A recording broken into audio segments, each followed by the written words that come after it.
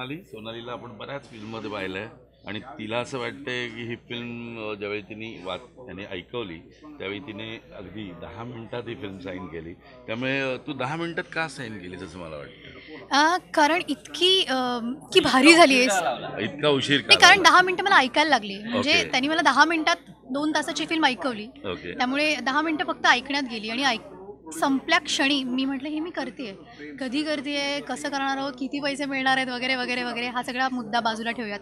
पण इतकी भन्नाट स्क्रिप्ट, इतकी सशक्त पण तितकीच रंजक आणि इतका अप्रतिम रोल, हा योग असा खूप जुळून येत नाही. पण इथे तू एकटीच आहेस की अजून पण गर्ल आहेत? नाही नाही, गर्ल मी एकटीच आहे. हे सगळे बॉईज आहेत ज्यांच्याबरोबर मी आता खूप घाबरून सिनेमा करायला तयार झाली आहे. ही अट मी कॉन्ट्रॅक्टमध्ये ठेवायला पाहिजे होती की या सगळ्या मुलांबरोबर काम करताना मला 2 मुली बॉडीगार्ड्स म्हणून पाहिजे आहेत.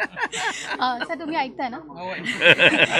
पण खरंच मजा आहेच आहे. पण मी अशा एका रोलची ॲक्च्युली खूप मनापासून वाट बघत होते. तू म्हणजे यामध्ये जसं हेमंत आहे किंवा अनिकेत आहे, मी आहे किंवा आणखीन ऋषिकेश आहे, बरेचसे लोक आहेत. मला असं वाटतं की तू त्यांच्यावर कधी काम केलेलं नाही.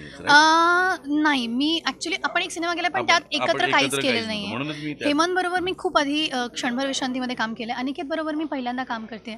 जित्याबरोबर एक फिल्म केली आहे, हाय काय नाही काय, पण खूप वर्षांनी आम्ही एकत्र काम करतोय आणि बाकीच्या सगळ्यांबरोबर पहिल्यांदा काम करते.